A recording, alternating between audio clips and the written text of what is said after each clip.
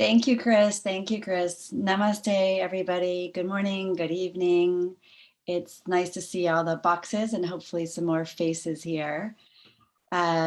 This is a very exciting moment for me because it's not every day that one is blessed with the opportunity to introduce someone so special as Yogacharya Dr. Ananda Balayagi Bhavanani. And so I've got a little bit to say here. And we welcome you, Dr. Bhavanani, to LMU Yoga Day, as we welcome everybody who is so excited to experience one of your talks live on Zoom. So Dr. Bhavanani is the son and successor of Dr. Swami Gitananda Giri Guru Maharaj and Yogacharini Meenakshi Devi Bhavanani, who we lovingly refer to as Amaji. And he's a man of many talents, and his accomplishments and activities are too numerous for me to mention all, so I'm just going to focus on the highlights. He's a professor of yoga therapy at Sri Balaji Vidyapith Medical College and is the director of the Center for Yoga Therapy Education and Research in Pondicherry, India, where they offer the most extensive yoga therapy in a hospital setting. We've been there to visit a couple times, and they offer yoga therapy in the dermatology department, the psychiatry department. They have a transgender program. There's palliative care.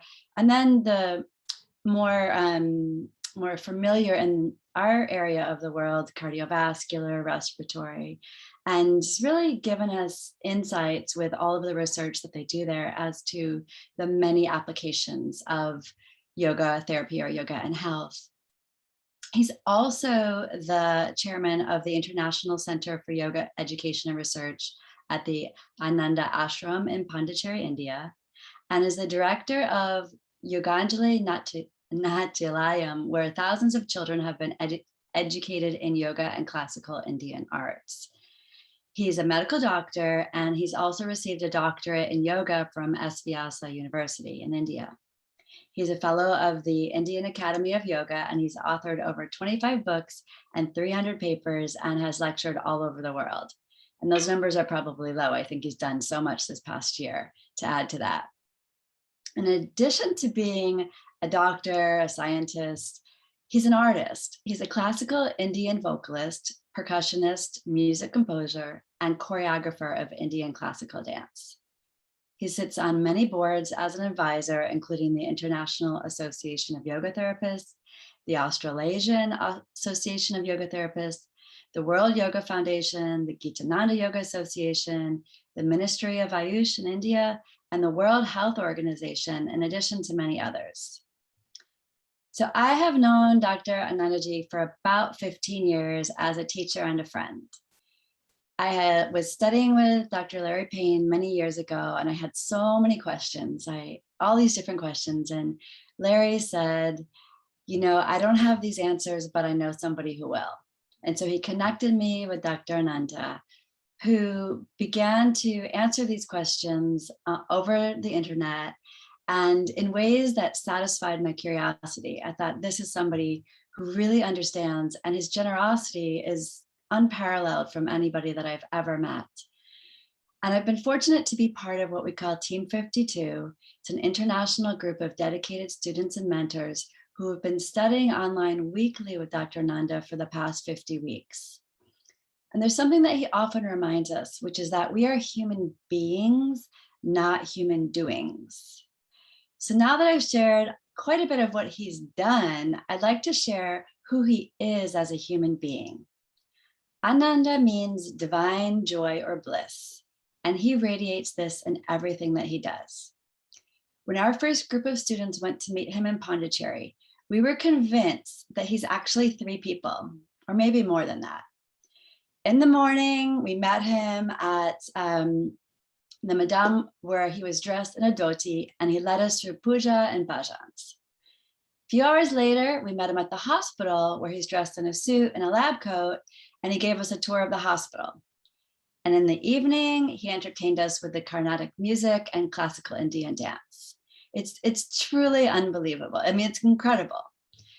And he generously shares his teachings and his love for yoga. As one who is truly, truly living his Dharma, he makes this world a better place and inspires those around him to be a bright light and to really live yoga.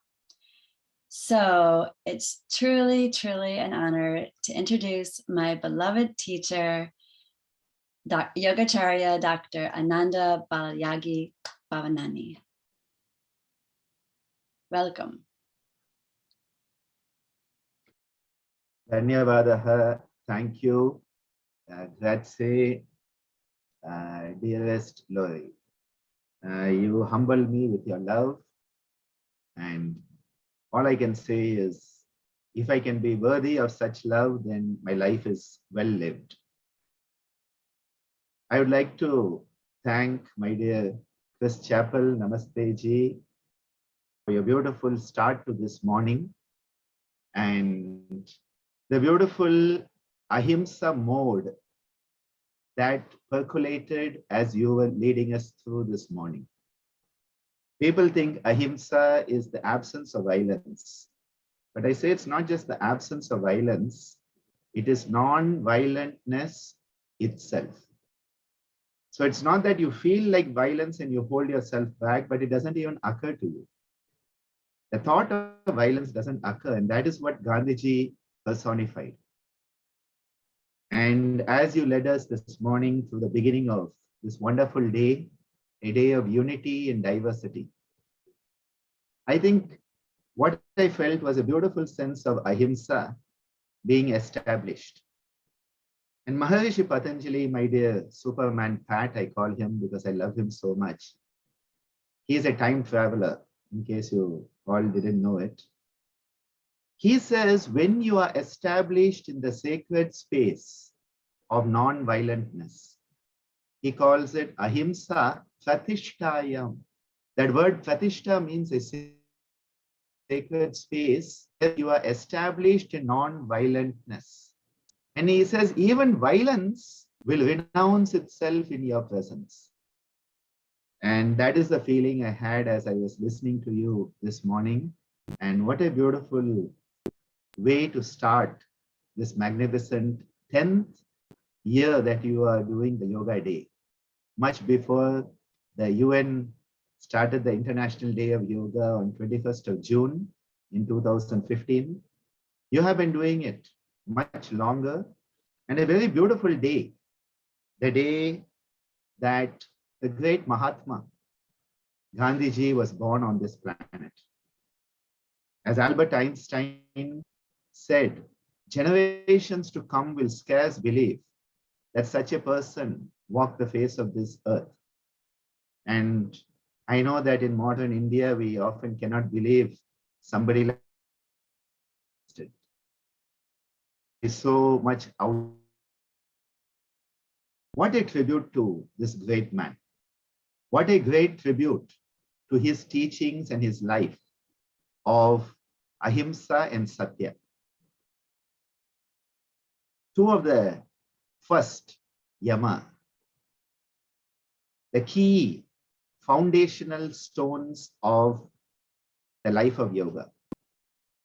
Ahimsa is the first stone, Satya is the second. And we all know if you're building a house and the first two stones have not been put properly, well, the rest of the house may not be too stable. And this is where Ahimsa and Satya are such an essential component of the building blocks of a life of yoga. So I wanted to mention that, Chris Chapel ji, for bringing that spirit of Ahimsa alive this morning. Lori is very kind with her introduction, and I often used to tell my parents, Swamiji, maybe you should have had a dozen kids, because then one would have been the doctor, one would have been the singer, one would have been the drummer, one would have been running the ashram, one would have been doing the research. And because I was the only one, I ended up doing all of it. And there's no complaint. People ask me, is there pressure? I say there's no pressure. Because when you love something, there is no pressure. When you love something, you never feel the weight of the burden because you love it. And I love my life because it's a life of yoga. And every day I thank my mother, my beloved Ammaji. Thank you for this life of yoga because it is an opportunity to manifest the divinity that lies potentially every one of us is potentially divine. This quote is to Swami Vivekananda. All souls potentially divine. But actually, he was paraphrasing the Vedas, the oldest literature that clearly states to us four truths. The first of the Mahavakyam, Tattvam Asi, thou art that. Aham Brahmasmi, I am the highest universal self. Prajnanam Brahmam, that transcendental wisdom of the universe is what the divinity is all about.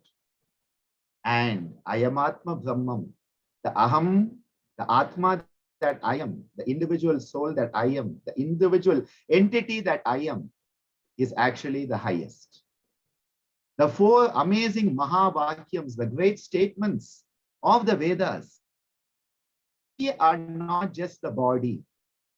We are not just here to get a degree, get a job, get married, have kids, and die. We are here for a purpose. And that purpose is what Dharma is all about. I would like to offer my salutations to the great lineage who blesses me with this life of yoga, invoking all the gurus. Oh.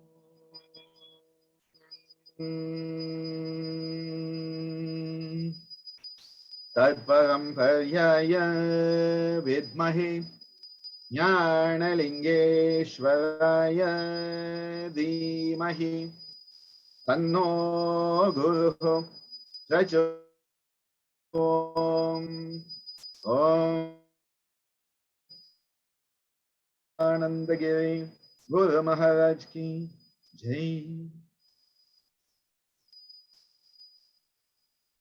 Today, I wanted to share with you some thoughts, concepts, and maybe even a few practices that enable us to experience the oneness of yoga. Yoga is a state of oneness. Yoga is a state where we regain that oneness that has been lost. You know the statement of paradise lost. Well, we as manifest beings, we have lost that oneness. Why do we lose the oneness? Well, Sankhya, which is the sister darshana of yoga, tells us that the pure consciousness, which is a state of oneness, gets entangled with the manifest world, which is Prakriti. They actually depict it as a dancing girl. They say that Prakriti is the dancing girl and Purusha gets entangled with this dancing girl and forgets who it is. And that is why I say we are all Purusha, we are all Ishvara, we are all the cosmic self with temporary amnesia. We have forgotten who we are. And so, because we get entangled, the pure consciousness gets colored, gets distorted, and the kleshas, which are the inborn errors of perception. The inborn errors of perception come into being the moment we are born. The moment we manifest, it's like you get a new computer and it has preloaded malware. It's something like that. We manifest and we already have the malware, the kleshas. And the kleshas distort our perception and we start to think we know it all, but we don't know it. That moment is called avidya. Often we translate avidya as ignorance. But according to Maharishi Patanjali, avidya is not ignorance in the sense of not knowing, but you think you know, but you don't know. It is one of those confused states where we have a lot of those featherless bipeds on this planet today, who don't know that they don't know and they think they know. That is the state of avidya. So it is not saying, like people say, oh, what if I don't know? If you don't know, it is a good place to start. The moment you say, maybe I don't know something, you have created space for learning to occur. You have emptied your cup so that knowledge, wisdom, and the transcendental prajna of the universe can come into your cup. You have to, the cup is up here. You have to empty the cup here, which is filled with junk. You have to empty the cup. Avidya comes in. And then immediately, because you have forgotten who you are, remember temporary amnesia? What happens is you say, oh, I have to be somebody, and you create an identity. I call this mal-identification syndrome. It is the mal-identification syndrome where we think we know who we are, but we don't know who we are. And so we run around saying, I'm Dr. Ananda, I'm a medical doctor, I have a DSc in yoga, I'm a yoga therapist, I'm a father, I'm a son, I'm a professor, and all this mal-identification we carry around with us thinking we know who we are. And this is why my beloved Ammaji, my mother, my guru, and now for me, my God, she so beautifully used to give a beautiful workout to the students. She would say, sit down and write 100 answers to the question, who am I? The simple question, which is koham, which has come from our Vedic literature. In Tamil, Ramana Maharishi, one of the greatest recent Maharishis, asks in Tamil, Nan yar. The same thing, who am I? She said, contemplate it and start writing out the answers, 100 answers. So you start off by filling the first, gap with your name. Then you say, I'm son of, I'm father of, I'm brother of, I'm sister of, I am the owner of. You do this, and after about 30, you start to say, okay, what can I think now to fill it up? And by the time you get past 50, you realize that the first 50 you have written are all examples of mal-identification syndrome.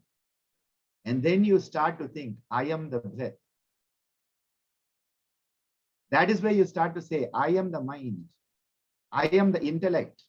I am the self. I am the divine itself. You start to get these type of thoughts much later. Nobody ever fills this up in the first top 10.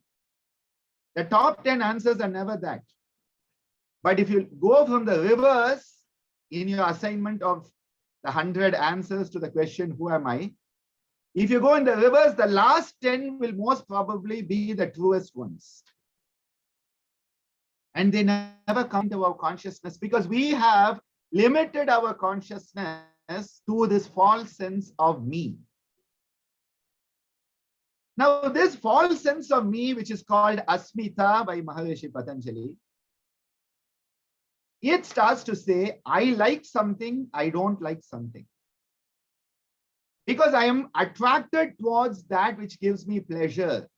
Sukhanushayi ragaha, says Patanjali. And those things, places and people who don't make me feel good, I am repelled. Dukkhanushayi dvesha. But who has raga and dvesha? Who has the likes and the dislike? On YouTube, you have the up button and down button. I always joke, whenever I see a down button, I used to feel bad about it. I said, oh my God, am I not good? Because there are 1,500 who have the up button, there are 2 with down button. Oh my God, 2 people don't like me.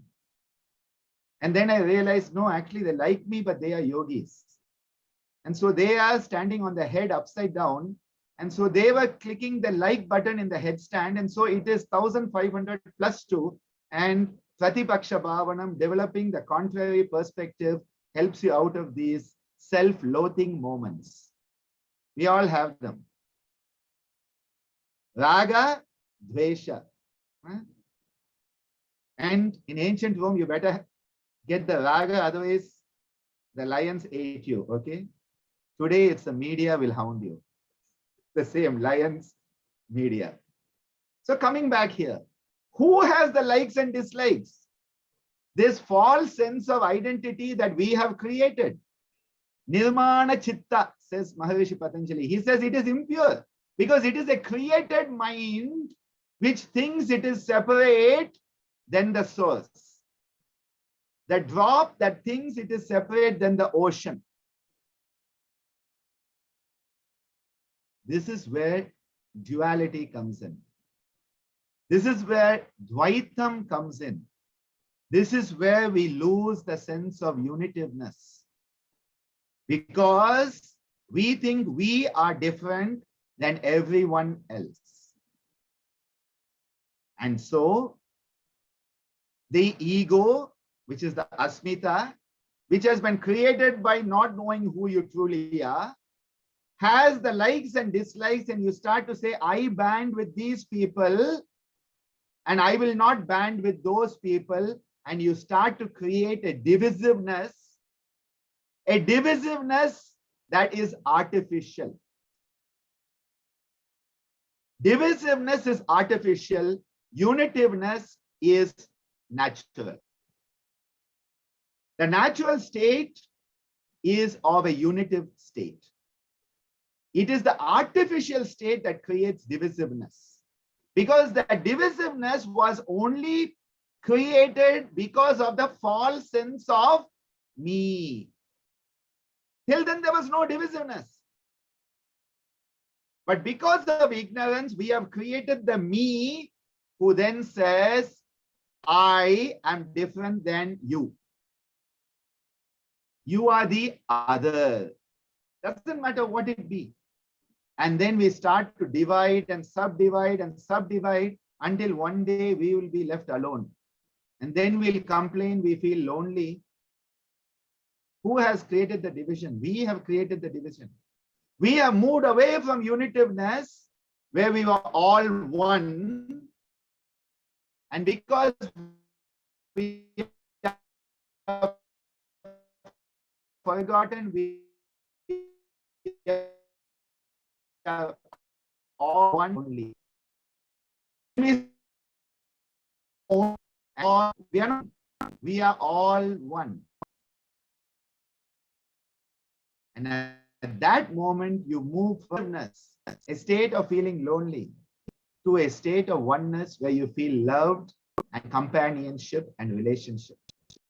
This is what yoga teaches us. The fundamental aspect of yoga is divisiveness is artificial, and the divisiveness is the root cause of the stress response. Where does stress come from? Stress comes from the sense of fear.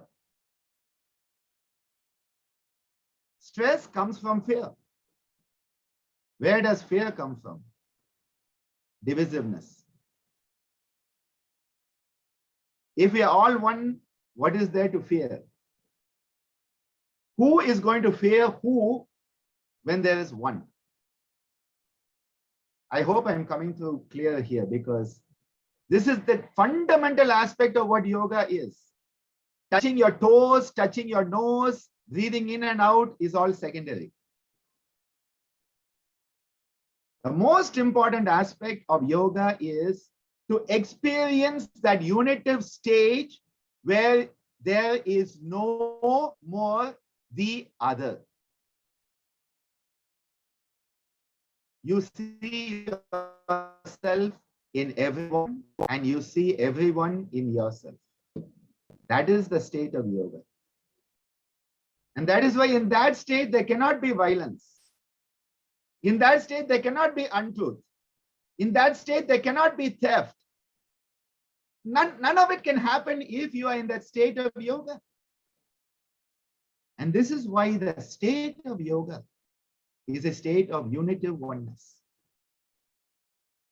So we had the ignorance leading to the false sense of identity, leading to the likes and dislikes. And then we want this false identity to survive at any cost.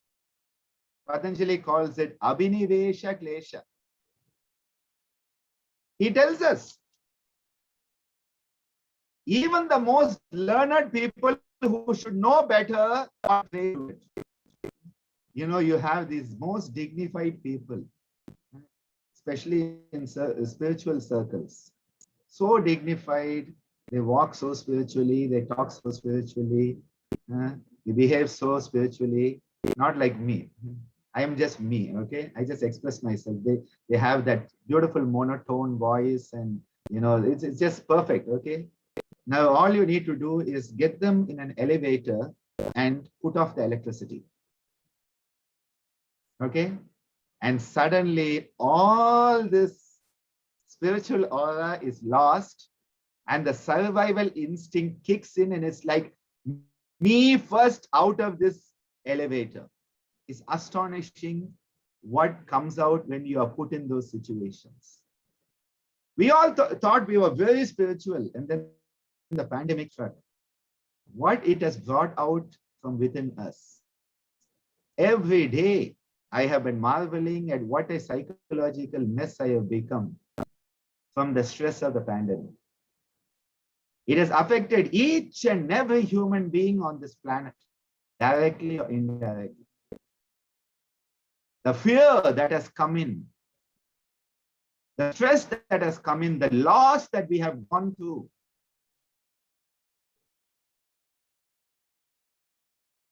Very difficult to identify spiritual demover. Yeah, very difficult. Because that Abhinivesha Klesha is saying is, what if I am next? What if I am the next in line? We have started to fear for our life. We have started to fear for the life of our loved ones. Because we have this false sense of identity and hence we have all our loved ones and we are afraid of losing them. We have a job we love, we are afraid of losing it. We have money, we are afraid of losing it. We have wealth, we are afraid of losing it. We become afraid of loss because we have identified or rather mal-identified and hence we have that feeling. I would like to give you a story because I love telling stories.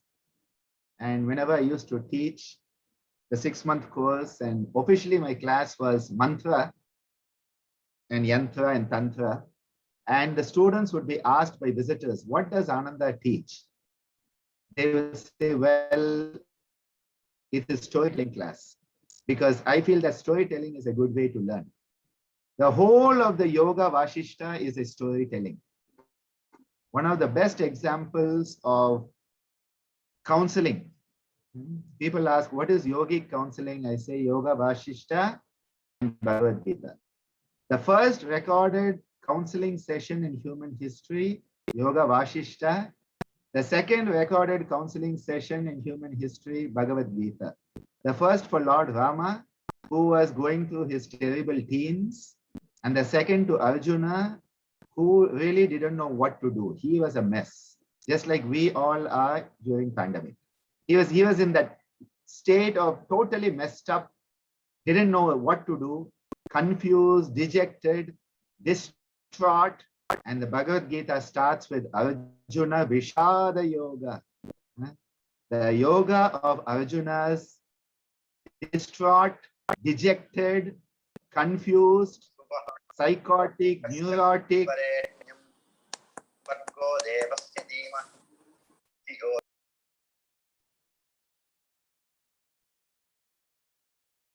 The yoga Vashishta. It's a great storytelling. So I just wanted to point that out. Coming to this story, it's a story to do with the divine bard called Narada. Narada runs around the universe singing Om Namo Narayanaya, Om Namo Narayanaya, Namo Narayanaya, Om Namo Narayanaya, Om Namo Narayanaya, Om Namo Narayanaya, Hail Vishnu, Hail Vishnu, Hey, hey, Hail Vishnu. He's going around singing Hail Vishnu, Namo Narayanaya. And he is the divine bard and he gets ego. I love our Indian stories because all these people are put, all the human qualities are put onto them so that we can learn from it. Beautiful. If you say, you have that problem, people will say, I don't have it. They'll deny and then there's no learning. But you say, oh, Narada had it. Everybody's like, hey, it was Narada, not me. Ultimately, we are all Narada. We are all Arjuna. But anyway, that's a different part. So Narada is one day moving around with Vishnu in the high heavens. And he starts to tell Vishnu, you should be so grateful and so happy. You have a devotee like me. I am constantly thinking about you, singing your praises. Shouldn't you be so grateful that you have me in your life? And Vishnu's like, it's time this guy gets an ego-dectomy, gets his ego cut out. That was my father's specialty. He said, I have stopped doing all surgeries except ego-dectomies, and that too without anesthesia. Ego-dectomy without anesthesia was my father's specialty. So Vishnu says Narada needs an ego-dectomy. So he tells Narada, I'm feeling thirsty. Can you get me some water? And Narada looks down on earth and there's this beautiful old Indian well. We used to have these beautiful open wells and all the ladies of the village would come there and with a rope, they would put the pot, either a clay pot or a brass pot.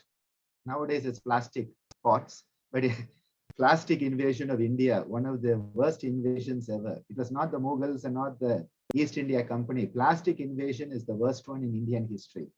And nobody wants to talk about it. Anyway, they had all these pots and they are lowering it into the water, into the well, pulling up. They get a morning exercise and get all the water out. And all these ladies are there and Narada says, I will go and get you some water from there. So he goes down to earth, gets near the well, and as usual, it's all these beautiful young girls there. Now, the problem with men is the moment they get into contact with a beautiful girl, the brain stops functioning. Same thing happens to Narada. And he sees this beautiful girl and he starts following her home. Forgets all about Vishnu and water, okay? He goes there, gets to her house and meets her father and says, can I marry your daughter? Now imagine Narada is like the typical modern musician, one of those hippie musicians with long hair and, a guitar slung around and no money, no job, no money, that typical, that's what Narada is like. Now, the prospective father-in-law says, well, you look like a decent young chap and you can help me in my farm, but, you're going to have to cut your hair and throw that guitar away, get some sense and come and work for me. And Narada says, no problem. He cuts his hair, throws his divine veena away, not the guitar, but the veena, okay? Throws it away and he joins the father-in-law in his work, gets married, has kids. The father-in-law dies. He takes over the father-in-law's farms and is taking care of the cows and the buffaloes and the chickens and the ducks. And, he's brought in new innovative methods of farming and everything is going well. He's totally forgotten all about Narayana and the water, okay? And then suddenly one day there is a huge thunderstorm, a flood, and everything is washed away. Everything is washed away. The house is being washed away. The wife is washed away. The kids are washed away. The dogs are washed away. The cats are washed away. The ducks are washed away. Well, the ducks are surviving. They are managing it along with the geese. But anyway, the chickens are having a struggle there. And the cows are going moo. The reverse of Om, they actually got it right. Cows are correct. It's moo is the correct one. Om is the reverse of it. Because when you do japa, you have to do the reverse. You never start Rama, you start Ma, Rama, Rama, Rama. So the cows are Mu, Om, Om, Om. So the cows got it correct, okay? They are the enlightened ones, Sattvic ones. That is why in India we worship cows, because they are Sattvic beings. Anyway, everything's getting washed away. And Narada is like, oh God, save me. I have been a good person in my life. Why are all these bad things happening to me? I have done my duty and all that. And he's like, Narayana, Narayana, Narayana, save me, save my house, save my wife. Suddenly a voice comes, Narada, where's my water? And suddenly everything disappears. And Narada is standing in front of Vishnu. And Vishnu says, where's my water? And he had given Narada this full experience of what is called Moha Maya. The Maya, the illusion which deludes you. The delusion of the illusion, the matrix, basically. We are looking forward to the new one, right? It's basically the matrix. And Narada is given this lesson that you thought you were completely focused on the divine. You thought that your focus couldn't be shaken, and yet it could.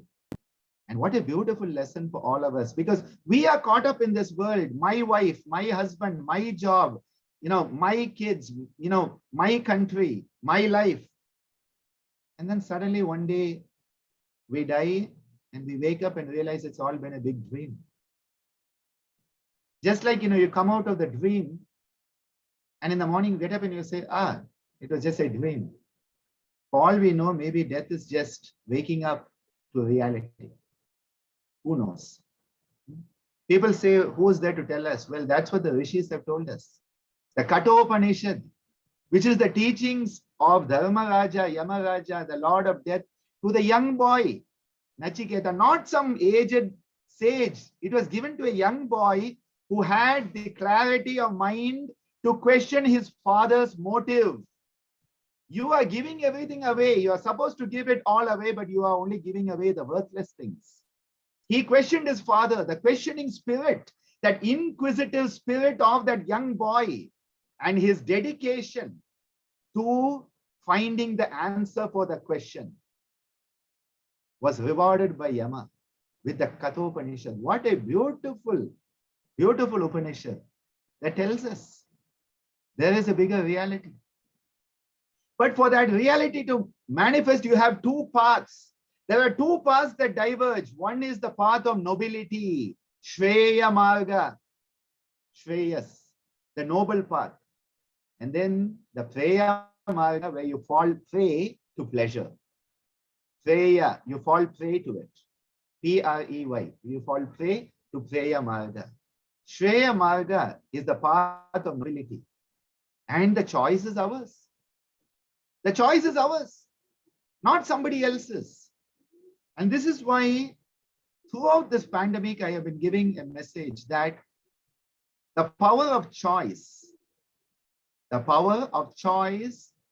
the superpower of being human. As a human being, we have been blessed with the power of choice.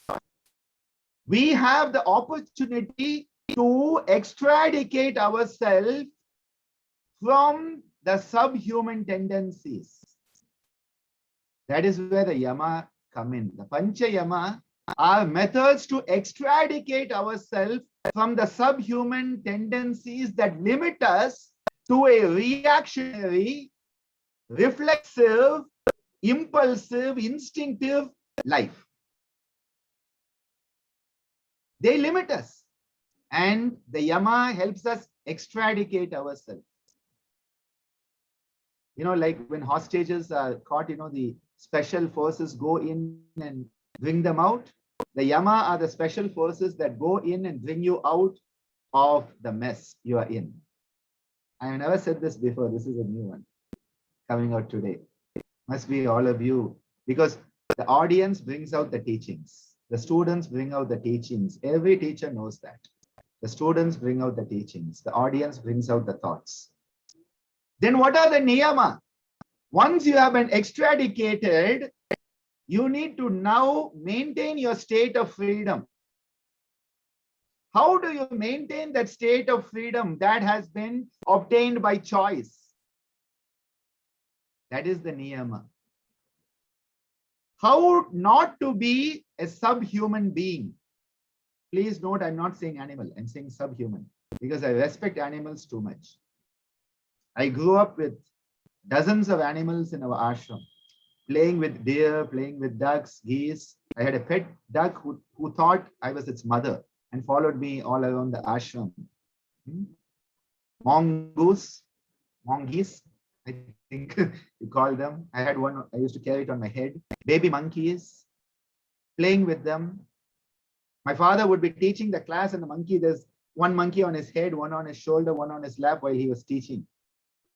They used to just come and sit on him like he was, that sitting board for the monkeys. So I respect animals too much. But the subhuman tendencies, we need to come out of them. That is the yama. Once you come out of the subhuman tendencies, you have an opportunity to be human and develop the humane qualities. That is where the niyamas come. The yamas are the do nots. The niyamas are what to do. The don'ts and the do's and the don'ts that we always give people when they join university or they join an ashram, the do's and the don'ts of good behavior. The don'ts are the yama, the do's are the niyama. People say, oh, are we again 10 commandments? No. Because here it is not based on fear, it is not based on reward. It is based on the fact that if you are to be a human being, well, choose the yama niyama. If not, it's your choice. We have no problem with it. Yoga has no judgment on anybody for what they do. It is your choice, fine. But please be aware that you have a power of choice. Please be aware of the buffet of choices and choose wisely. And once you make a choice, be aware that you have made a choice and must bear the consequences of that choice. This is called Dharma and Karma. Dharma is basically the choice you make. Now, once you make that choice, you're going to have karma that comes along with it. And this is why I say karma is both what you do and what comes back to you.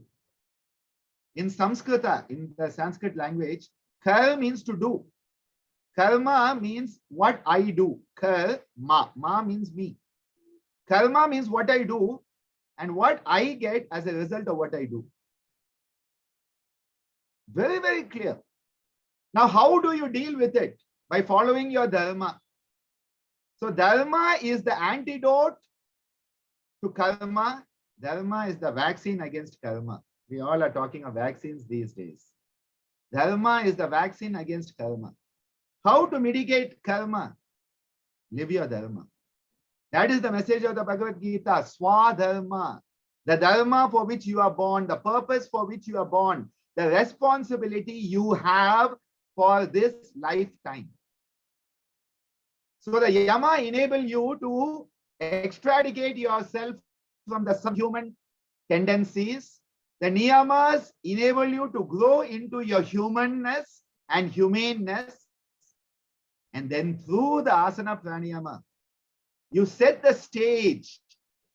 You set the stage so that you have the capacity to go into the deeper aspects. The asana pranayama are not an end in themselves. We often think of asana pranayama as an end in themselves. They are actually part of the process of preparing ourselves for the final inner, most important journey of the samyama. The antaranga, which start with dharana, concentration, go into dhyana, meditative state, and that absorptive samadhi.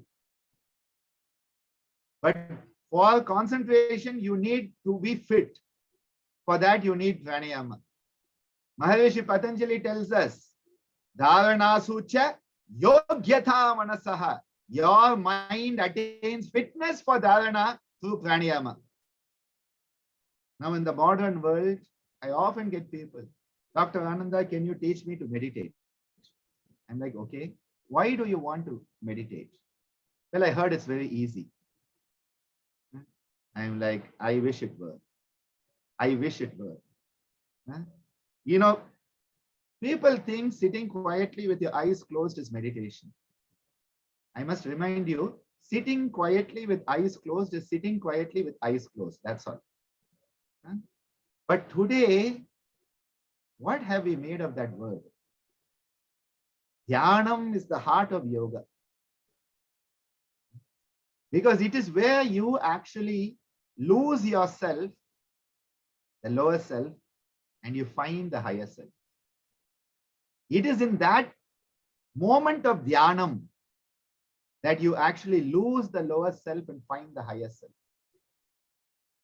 It's a beautiful moment that then taken deeper becomes samadhi and all the layers of samadhi, ultimately culminating in dharma mega samadhi and then the resultant kaivalya. Kaivalya is the state of regaining the oneness that was lost. You're not getting something new. And this is why when people talk of yoga as union, I like to say it's not really union, it's reunion. When we say yoga is integration, I like to say it's reintegration. Because it's not like you are doing it for the first time. We were in a state of oneness. We came away from that into an artificial divisiveness, duality. Now we want to regain that unitiveness once again. And we are making the effort, purushartha, the self-effort for that. You know, whenever I think of this unitiveness, I am reminded of one of the Upanishads. It is the largest of the Upanishads, Brihadaranyaka. It is called Brihadaranyaka Upanishad, the largest Upanishad. And just so that your inquisitive mind is satisfied, we are conducting a primer of yoga theory course where I give these questions and answers to people. So if Brihadaranyaka is the largest, what is the smallest? Mandukya Upanishad. So just so that you have the largest and the smallest put together so that you get at least something out of this talk today. Brihadaranyaka Upanishad tells us from duality, Dvaitam, comes Bhayam, fear. Brihadaranyaka Upanishad tells us that from the sense of duality and divisiveness comes fear. And this is why my beloved father, Swami Gitananda, he used to tell us the first disease is duality. Duality is the first disease. That moment when the mind says, I am different than the body, you have now moved from ease to disease. When the individual consciousness says, I am different than the universal consciousness, you have moved from ease to disease. And the moment you have that sense of duality, you have fear. Fear immediately strikes at that klesha I called abhinivesha, the desire to survive at any cost. And immediately the cascade of the stress response comes into play. Because your fight or flight mechanism has got triggered.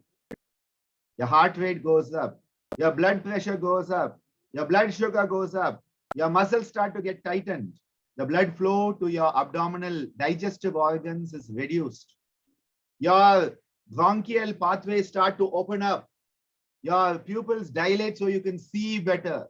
Remember Red Riding Hood? Big eyes to see better, like that. Your eyes dilate so you can see the threat better. Your heart starts to pump. You start to sweat so that you can escape from the clutches of the danger better. The whole survival mechanism of the stress response comes in the moment you feel divisiveness. And this is being made more and more apparent in the world today. Divide people on any basis you can. Be it religion, be it color, be it nationality, be it food habits, be it sexual orientation, be it gender, anything, find anything you can do to divide people. Because people divided are much easier to rule. Divide and rule was the official policy of the British East India Company when they ruled India. They really got us so divided, we are still struggling. You divide the people because it's easier to manage. If you have 10 people, it's tough to deal with them. But if you can break them into 10 sections of one each, you can handle them much better. This is why divisiveness has become the trend today. Perceiving everybody else as a threat. Now, what does yoga say? Yoga says we all share the same Atma. The Guru Stotra tells us, Madatma Sarva Bhutatma.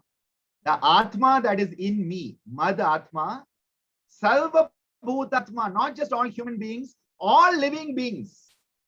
The same Atma that percolates me, percolates all living beings. Madatma Sarva Bhutatma. When you can see yourself in everyone and everyone in you, where is divisiveness? It's lost. When you can realize we all share the same prana. We all share the same prana. You know, the energy that was created with the Big Bang is the same energy we all share today. We all share that same energy. Then where is divisiveness? Where is dichotomy?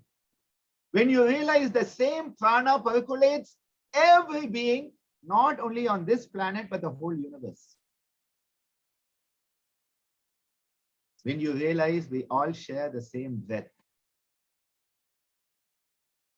When you realize we all have the same expectations.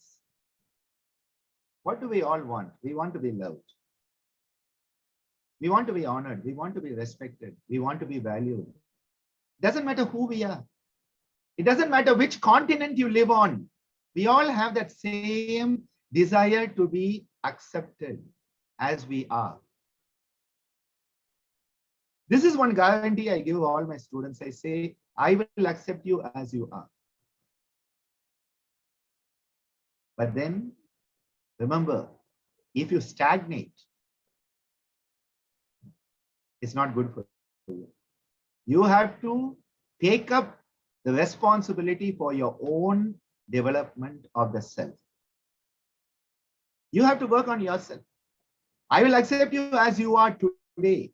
I will accept you as you are tomorrow. I will accept you as you are 10 billion years from now. But in between, I hope you are constantly transforming yourself on this evolutionary journey of yoga. We often talk about it as an evolutionary journey. I remind people, evolution is going away from the source.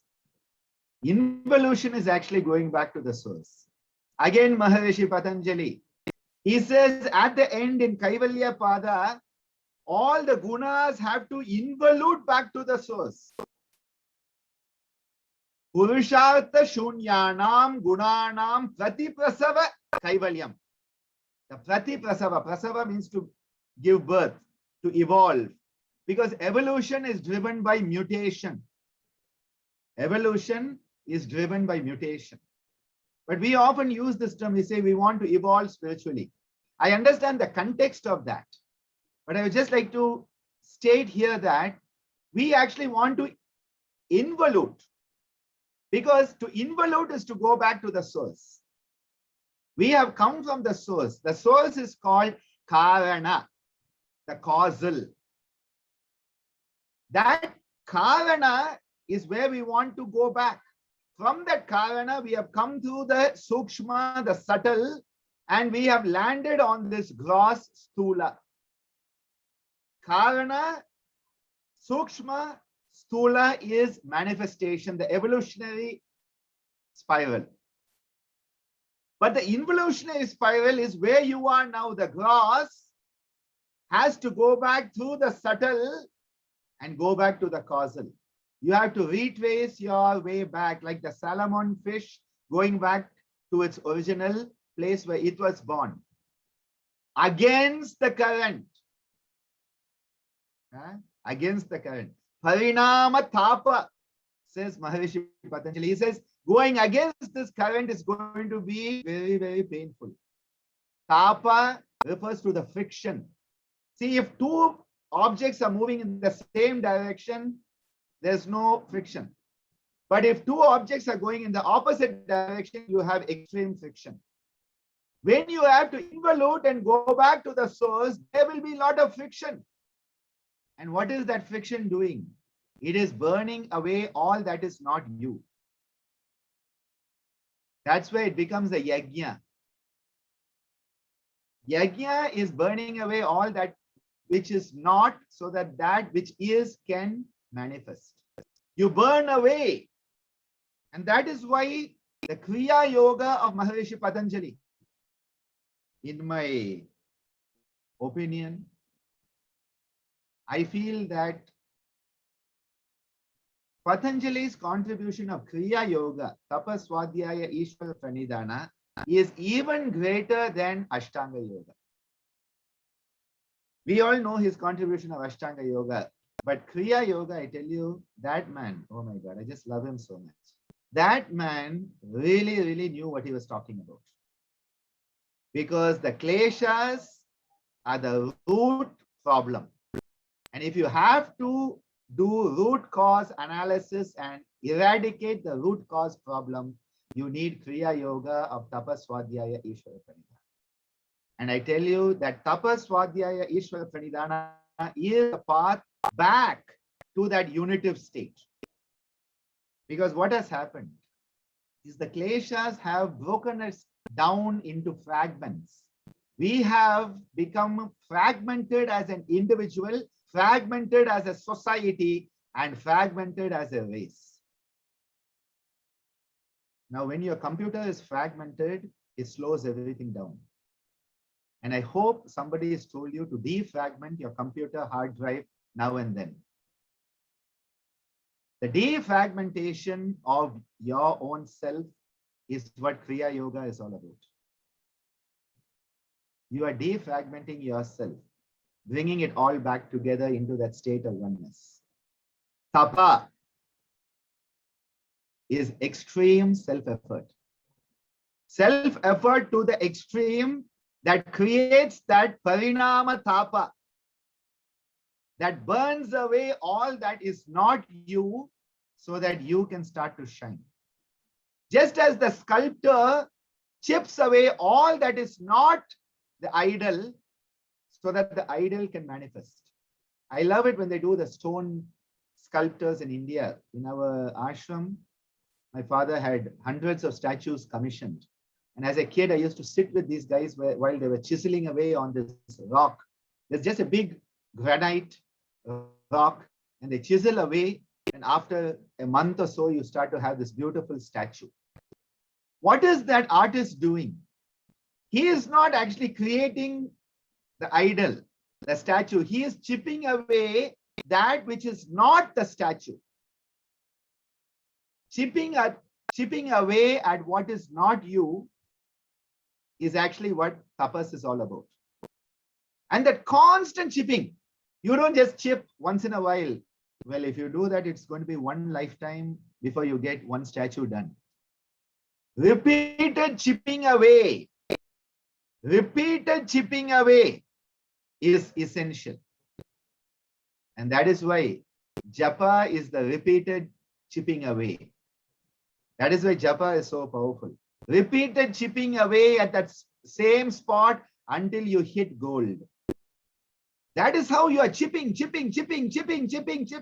That is tapas. And you chip away. Now, when you are chipping, I hope you know what you are chipping at. Okay, because if you just chip every place, at the end, you will not have anything there. Okay. So knowing how to chip, when not to chip, is where Swadhyaya comes in. Swadhyaya is where you start to go inside and you know when to chip and when you don't have to chip. How to chip, how not to chip, how deep to chip, how deep not to chip. So you need to chip, but then you need to know. It's like your GPS. I call Swadhyaya your yogic GPS. It's guiding you where you need to go and where there is a lot of traffic and where there are blocks and where the road has been taken up by a new earthquake. Your GPS, Google Map, GPS is giving you that. That is Swadhyaya. And then what is the third part? Ishvara Pranidhana. Ishvara Pranidhana is the antidote to, you remember that very powerful klesha, abhinivesha, survival instinct? That survival instinct that is so strong in the most learned people, vidusho api samarudaha. The antidote to that, the vaccine against that, what is Ishvara Pranidhana? Because Ishvara Pranidhana is the capacity to give over to something greater, to give over to the higher perspective. People say it is surrender. I said surrender has a lot of negative connotations. Give over to the higher perspective. And this is where one of the qualities required for that is Shraddha, which is conviction, faith, belief. Because there will be that moment you're at the edge of the cliff and you're like, wow, maybe I should stop. Do you have the trust? Do you have the conviction, the faith to give over? Because it's in the moment of giving over that the drop becomes the ocean. As long as the drop says, I'm going to be me, I'm going to be me, I'm going to do it, the drop will remain the drop. It will not be the ocean. The drop merges into ocean. That is that moment of Ishvara Pranidhana. And there is no more survival instinct. There's no more separation. And this is why this flow that Patanjali has given. Tapa is doing what you need to do to eradicate those parts of you that are not you. Swadhyaya is the capacity to know whether you are doing your properly and where you are going. And Ishvara Pranidhana is once you have done your best, to just leave the rest. Ammaji used to often say the summary of the whole Bhagavad-Gita, 18 chapters, 700 verses, is do your best, leave the rest. That is the summary of the whole Bhagavad-Gita. Do your best, leave the rest. And do your best is tapa. Tapas is doing your best. Ishvara Pranidhana is leaving the rest. And in between Swadhyaya is to know when to do your best and when to leave the rest. And this is why these three aspects are where you move from divisiveness. You move from the state of I am me and I have to survive with my likes and dislikes and all my attachments, because all the karma comes from the klesha. Klesha moola karma shaya, says Maharishi Patanjali. The root of all karma comes with the klesha. That is why the eradication of the kleshas by Kriya Yoga is such an important aspect of moving from divisiveness to unitiveness. Whenever we are doing our practice, can we do our best in the practice and then leave the rest? Whenever you are living your life and pushing yourself, we have a tendency to push ourselves too much. I like to say it's like the accelerator and the brake. When you take your car out of the garage, you have to put your foot down on the pedal, the accelerator, to get the car moving. But then there's a point where you have to put the brake, otherwise you'll run into your neighbor's wall. So if you just have the accelerator, you take your car out of the garage and run into the neighbor's wall. So you have to put the accelerator to get from where you are to get moving, but then you need the brake so that you don't go where you are not to go. And the interplay between the accelerator and the brake enables your journey to be a fruitful, safe, and sound journey. The accelerator is tapa. The brake is Ishvara Pranidhana. When to use the accelerator, when to use the brake is Swadhyaya. Tapa is like Abhyasa.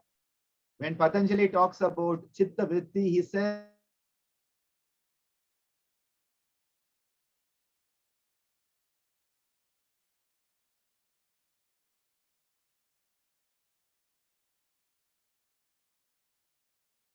peak moments of my life. Because when you chant the Yoga Sutra, they come alive in you. They are seeds that are germinating in you when you chant. Abhyasa vairagyabhyam tan nirodha. And it just comes alive in you.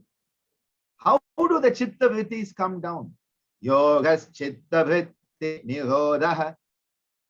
How do those vrittis come down? How do you transcend the vrittis? We used to use the word you control, or you control them. But actually, I think the word transcend them is better. I am moving more towards chitta vritti nirodha as a transcendence of the vrittis rather than a controlling of them. Because the vrittis are going to be there, but you have gone beyond them. The movie is still running in the theater, you have come out of the theater.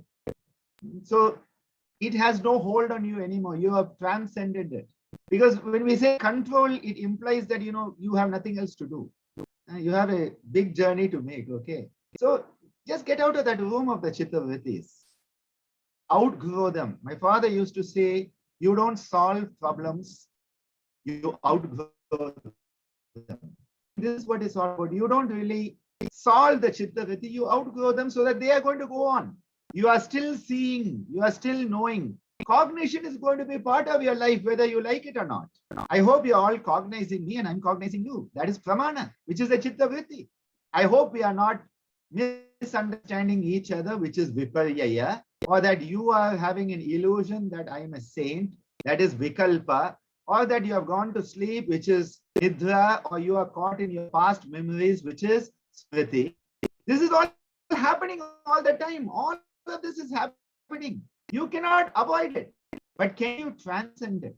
Can you go beyond it, that you are seeing, but you are not affected by what you are seeing? Can you be in the world without being of the world? That is the message of King Janaka, one of the great Raja Rishis. He was a great king. He was a great yogi. Why? Because he had transcended the dualities. The more we focus on the duality, the more we focus on divisiveness, the more stressed we are going to be, the more fragmented we are going to be. And our life will become more and more of dukkha, painful suffering and sorrow. And it is self-engineered. You say, why? I say, well, because you have a choice not to be like that. As a human being, you have been given that superpower of choice. Why don't you choose to come out of that theater, that you don't like that movie? Just come out of it. No, I'm going to sit there till the end. You don't like it? Come out of it. No. I'm going to be there. And then I'm going to say, what a terrible movie. What a waste of time. Well, the moment you knew it was a waste of time, come out of it. That's your power of choice. And people don't realize the power of choice is there in every moment, each and every moment of our life, each and every breath, each and every thought is an opportunity to exercise our power of choice. Do we choose divisiveness or do we choose unitiveness? Do we choose to be locked in the duality of us versus them? Or are we going to transcend it and move into that state of we, moving from I and illness to we and wellness, me and meanness, meanness. Are we going to transcend and move to the we, which is the wellness? Can we have that expanded perspective? That is what yoga is all about. Expanding our perspective until one day our perspective is equal to that of Purusha, Ishvara itself. When our perspective is as expanded as Ishvara, Sattva, Purushayor, Shuddhi Samye, Kaivalyam. And in that moment, we regain that oneness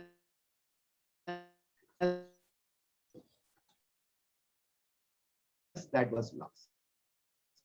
No, I'd like to. This is what I wanted to share with all of you today. A Yes. message. Yes, Chris.